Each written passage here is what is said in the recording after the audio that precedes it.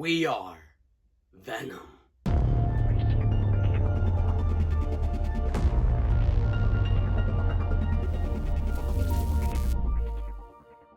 Hey guys, it's Chris, and in today's video, I'm talking about Venom 2018. Venom: The Last Dance releases this October.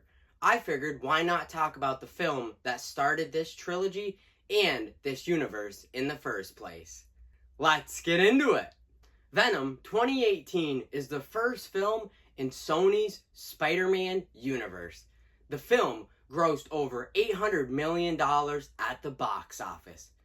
Venom 2018 is primarily inspired by the comic book miniseries Lethal Protector 1993 and the storyline of Planet of the Symbiotes, which I do own both of those comic books or graphic novels. They're in graphic novel form. Lethal Protector, Planet of the Symbiotes. Venom 2018 was criticized for being chaotic, noisy, and dull. The CGI being run-of-the-mill, and the story is like a tangled spider web. Venom 2018 does have many flaws, but does achieve some interesting ideas. Eddie and Venom's relationship is amusing. Hardy's performance as Venom is a serious yet funny take on the character. That restaurant scene with the lobster tank cracks me up every time. While the CGI is not good, the designs for the symbiotes are impressive.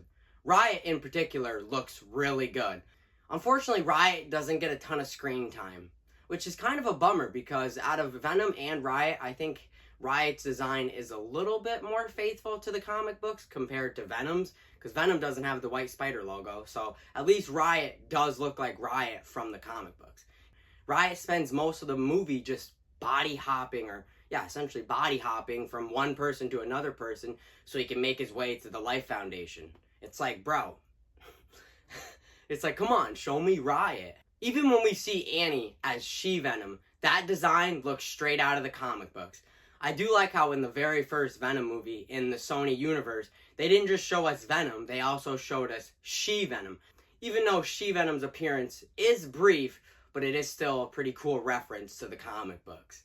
Venom is the hulking and drooling beast you expect Venom to be. Venom's design is good. Like I keep saying, I just hate how he doesn't have the spider logo, like the white spider logo on his chest. It just makes me so mad. So I really hope in Venom: The Last Dance, he at least gets the white spider logo on his chest. That would make his design 10 times more faithful to the comic books. Even though Venom doesn't show up until the second half of the film, his introduction is stylish. So once Venom's introduced, the pacing definitely speeds up a little bit. It definitely moves the story along. Even the symbiotes' weaknesses feel like they were ripped straight from the comic books. The symbiotes don't like high-pitched sounds and fire. Venom 2018 does have some solid action sequences. Eddie and Venom clearing out a room full of specialists. Eddie and Venom being chased by specialists and drones throughout San Francisco on a motorcycle. Venom destroying a room full or a lobby full of SWAT members and then roaring. He's just grabbing them, throwing them into billboards, or grabbing one dude, spinning him around, hitting all these other guys, and then throwing them through like 3 panels of glass, or grabbing the scaffolding and having it fall and crash on them, and grabbing one guy and just pulling him off the ledge. And come on, we do get that awesome, or I should say pretty cool shot of Venom roaring. He's like, rah! Or when Venom picks up a SWAT guy and he's about to eat his brain, and then Annie comes in and starts screaming. It's like, no, it's okay. What is that? I have a parasite. Venom fights Riot in a lengthy battle in front of the Rocket on a catwalk. Riot uses an arsenal of weapons against Venom. What is Riot from the Prototype universe? Because he uses like a sword, a wrecking ball. He sends all these spikes onto the catwalk that come out. Annie even helps out during this battle. She essentially blasts the speakers and they send high-pitched sounds, and the symbiotes fall off the rocket, and it's like, ah! Even Drake and Eddie kind of have a little bit of a fist fight, but for the most part, it's symbiote versus symbiote. Like I said, when Drake and Eddie fight for just a couple seconds underneath the rocket, they're kind of just punching each other, and Eddie kicks Drake off, this platform, and he falls, and he doesn't realize the symbiote's a little bit to like the right of him, and Eddie runs up to, essentially reunite with the Venom symbiote, and he gets impaled with this, essentially like a spike thing. Eddie is impaled through the back, but is saved by the Venom symbiote. The battle ends when Venom uses that spike that impaled Eddie, pulls it out of his chest, and essentially tears down like the rocket where the fuel line is. So the rocket reunites with that, and it causes a massive or a fiery explosion. Riot and Drake burn alive in the rocket. Eddie and Venom fall into the water. Eddie and Venom survive. And if you've been watching my channel for a while, you know how I feel about people in tight places getting burned alive. I wonder what that was a reference to. This battle is fantastic and energized. It feels like an action sequence directed by Michael Bay, but in all the best ways. Out of all the action sequences in the film, this is by far my favorite. My only complaint for this sequence is, in parts, it is a little hard to tell what's going on, especially when they kind of merge into one.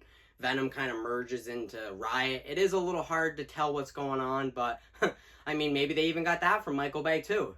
Venom 2018 mixes the action and comedy correctly.